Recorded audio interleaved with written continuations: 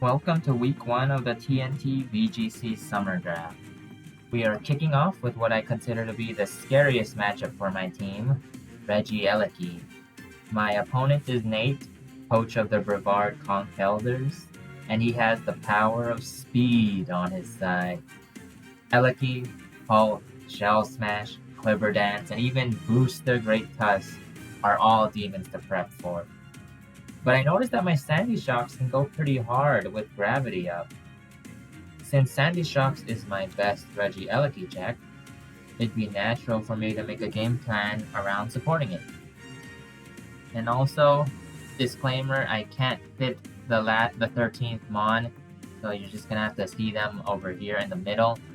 So I have Iron Thorns, and my opponent has Gengar. So first, we have Espathra.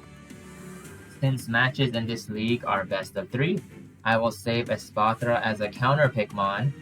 The idea behind this is if I get swept by Shell Smash or Quiver Dance in the last game, I can use Opportunist and Mirror Herb to completely turn the tables for the next game. Stored Power takes advantage of all those boosts, and Dazzling Gleam covers the Dark types. Baton Pass is to turn Sandy Shocks or Urshifu into insta-killers, and Terra Fire allows me to easily handle the +2 Ice Shard from Cloyster, as well as survive any move from Volcarona. The Speed EVs allow me to outspeed Eleki at +2. Next, we have Sandy Shocks. It sucks that my Discharge user is also my only Discharge immunity, but I've packed Protect on everything to make it usable. The reason for Discharge is because I will honestly only be spamming Earth Power. I don't count on Basculegion coming, so the only purpose for Electric Stab and Gravity is to hit Cloyster harder. Discharge is more than enough to OHKO that, and it has the bonus of spreading paras, which is particularly useful on Pult. The EVs allow booster energy to give +1 speed, which just so happens to be enough to outspeed Pult, and then everything else is dumped into Spadef to help me deal with Eleki. The special defense is also good for Rotom Wash, Dragapult, and Gengar. So the Terra of choice here is Ground, because that removes my ground weakness, and it makes me able to take a hit from Great Tusk. It also further boosts Earth Power, which is the main move of this set. So third, we have Urshifu. Honestly, I had Sash Gyarados at first, but 1 minute before the match, I switched over to Urshifu instead, because Twitter has been an echo chamber of, if you don't use Urshifu, you're throwing. So I'm gonna miss the ground immunity and Intimidate for Tusk, but hopefully the stronger Water Stab is all I need to deal with Tusk. Anyway, it's basically the same set as Gara. Very offensively invested, Focus Sash to survive Eleki, and Terra Grass if I need to survive it without Sash. Aqua Jet is a good bonus to chip off Sash Eleki, Cloyster, or Gengar, and the speed is enough to creep Jolly Tusk. So next, we have Support Mousehole. Redirection gives Shocks the turn it needs to get gravity up. Friend Guard is great insurance for all of my Mons, and Encore allows me to catch a protecting opponent lacking. Super Fang gives it some semblance of offensive pressure, and I would have run Population Bomb, but I need the HP investment and Friend Guard to maximize its supporting role. So at least Super Fang deals with Zong and burns better. The Terra is useless, but just Terra Ground in case I need to survive Eleki. And Citrus for longevity. Now we have Bisharp. He's here because of strong Sucker Punch priority. With Eviolite and Metal Burst, I can get a surprise kill on Tusk. And as a Dark type with Inner Focus, he completely counters Save Life, The general tankiness of this mon makes this my best bet at pressuring Terra Ice Eleki without forcing myself to Terra. Terra Dark is to boost Sucker Punch and dodge my ground weakness, and it should also make me able to live Body Press from Tusk and Zong. Terra Dark will also allow me to survive close combat from Brute Bonnet and Focus Blast from Gengar. So for my main speed control, and for my last mod, it's going to be Klefki.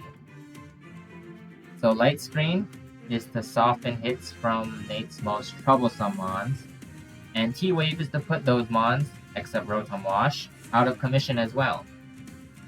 T-Wave is great here because Shock could force Eleki to Terra Ice, which will then cause it to lose its Para immunity. Dazzling Gleam as its only attack is very safe as it can break sashes and does decent damage to his 4 Fairy weak mons. Terra Fairy helps me pressure with Gleam while having the damage from ground moves, and Shuka lets me take the ground move without needing to Terra. As you can see from my EV spread, this is my Tusk and physical pulp check. Alright, now let's get on to my very first battle of this league. So, for team preview, it was mostly what I expected. Eleki, Pult, Rotom Wash, and the setup sweeper. Though I wasn't really sure what Bonnet is doing over here. Well, I can lead pretty simply over here.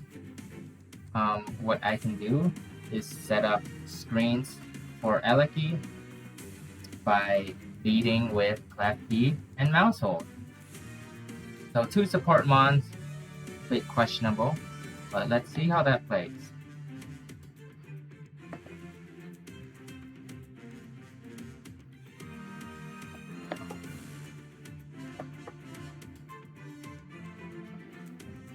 Yeah, so right here is a good time to be setting up Light Screen.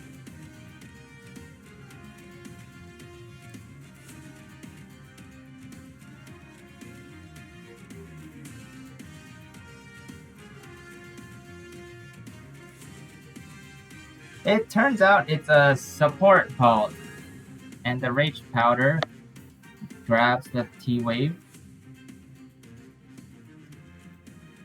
Yeah, support Pult really surprised me. I was expecting some offensive version.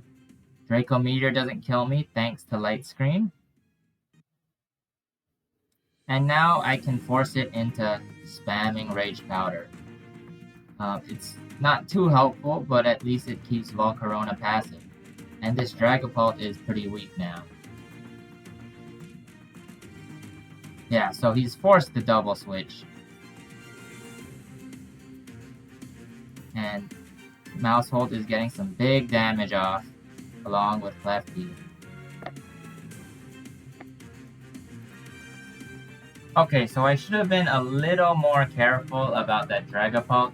It could have been Infiltrator, and that would mean the Draco Meteor could possibly one-hit KO, but I did have that HP investment. But now that Tusk is very low, all I can do is protect to preserve Friend Guard, and then Dazzling Gleam for the kill. Klefki should not die because of Shuka and Light Screen.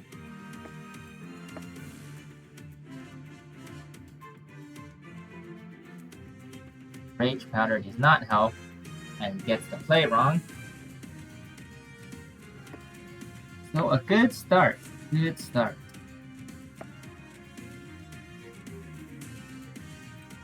Now comes Regieleki. I need to get Light Screen back up.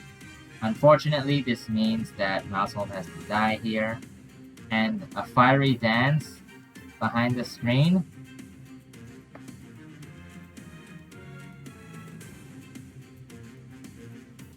That's still a 2-hit KO. Especially with that special attack boost. So that's a little scary. So now I need to bring out Urshifu to kill Eleki. but it switches out to Pult.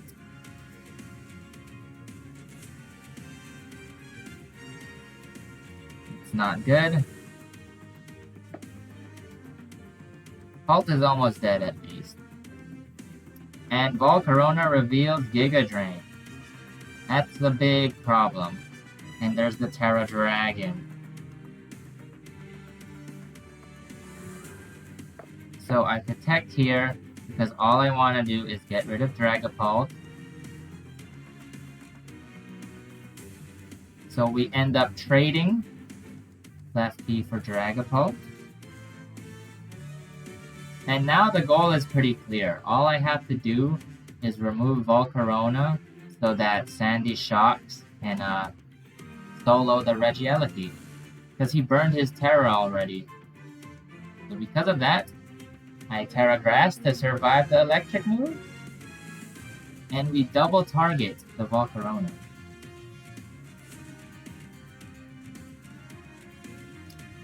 It has Rocky Helmet, so that's good to know.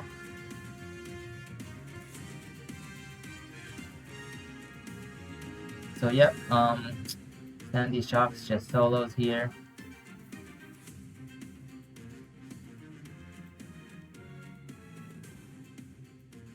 And it reveals Sash. That's also good information to have.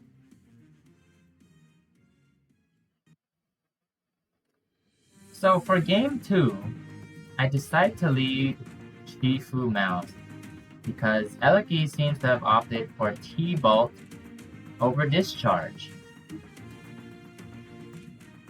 So redirection greatly benefits Shifu in the face of all of his special attackers.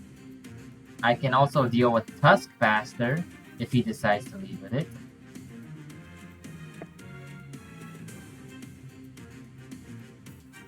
So he still leads Pult and Eleki. This time Electro Web is going to come out.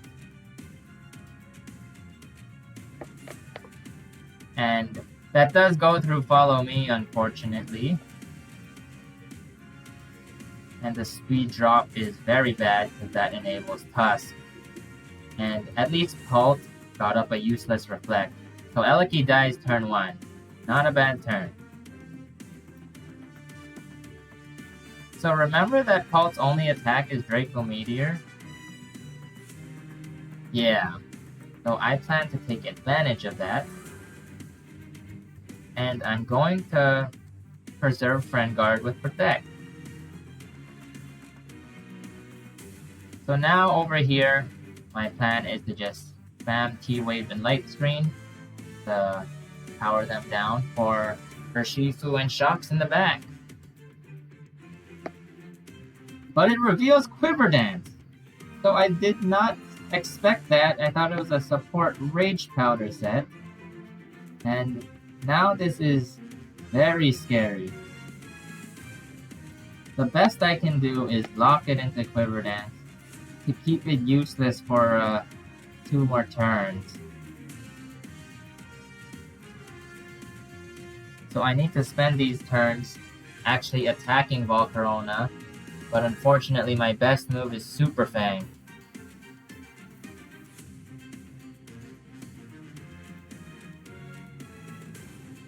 Brood Bonnet comes out for once. It's pretty interesting. So now I send out Sandy Shocks as kind of a sack. And it reveals Terra Ghost Rage Powder. That is really bad. He has 2 Rage Powder mons. I completely forgot about Rage Powder's distribution. So that is very bad for me. And now Volcarona is super boosted. My only hope now is to try to kill it, hope for a para, but no dice. So that was a brutal game 2. I completely ignored the possibility of Quiver Dance. I thought when I saw Rage Powder, that was it. It's a support set. But no. Quiver Dance, Rage Powder, Fiery Dance, Giga Drain. It's important to note it does not have Protect. And you know what's also important? I lost the Quiver Dance. So, I do have a counter pick mod for this. So for game 2, I'm going to have game 3 I mean, I'm going to have Espathra in the back. Oh man. Yeah, this is brutal. Not a good look for my first game. Or my first set. Not a good look.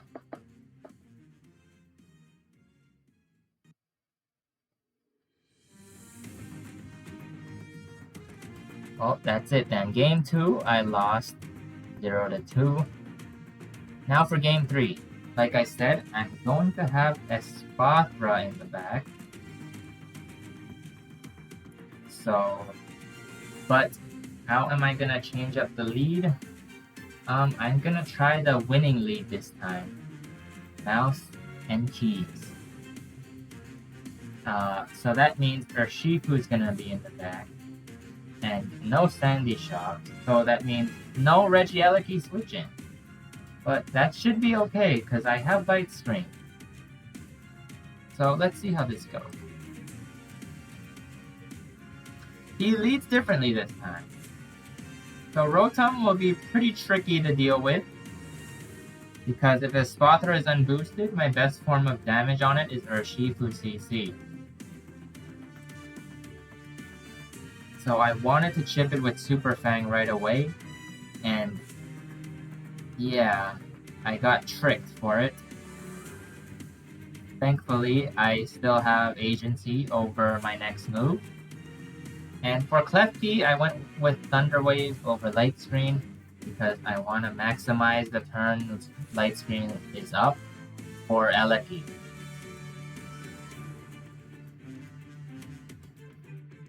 So Super Fang misses there. That's really huge. Now I'm locked into that, which means I can't touch Dragapult. But that's really huge. I wanted to hit Super Fang there to trigger the Citrus Berry. And yes, it would be back to the same health, but now it would have no Citrus Berry. That's really important. So now Rotom escapes with its Citrus Berry. And out comes Volcarona, probably to Quiver Dance again. I need to be careful of that.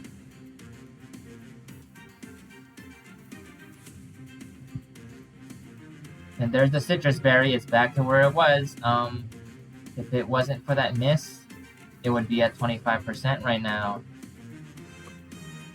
So now I can expect Quiver Dance to come out. So I'm gonna bring out the Espathra, but he doesn't Quiver Dance, he actually doubles out. Predicting the Super Fang is pretty nice. He's trying to get rid of that. And over here, this is when that Super Fang miss mattered. Super Fang brought it to 26%. Let's see if Gleam kills. It doesn't. Yeah, so that extra 25% mattered so much.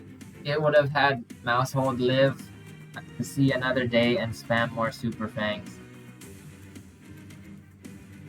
Dragapult gets a crit U-turn. Don't worry, I'm not Faye. I didn't say that. So yeah, that is a rough outing. Now one of my win conditions is super low, but I do have Klefki out, and they're both special attackers. The best I can do now, set up Light Screen.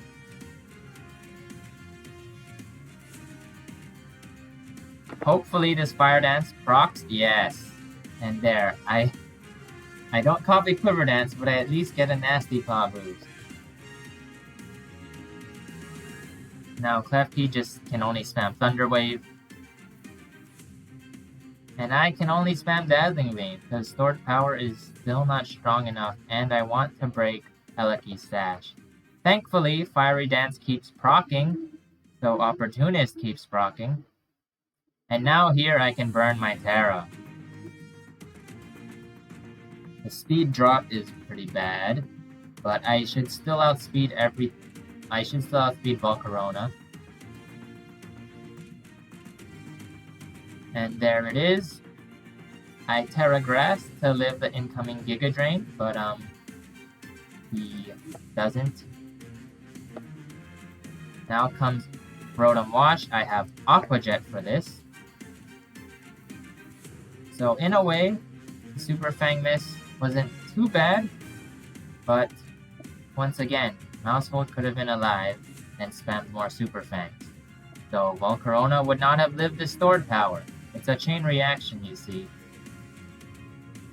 But Volcarona gets paralyzed twice in a row. That's not good. It might have gotten another kill. Yeah, it would have gotten another kill. Dragapult gets paralyzed, so that's 3 paras in a row. That's pretty messed up, man.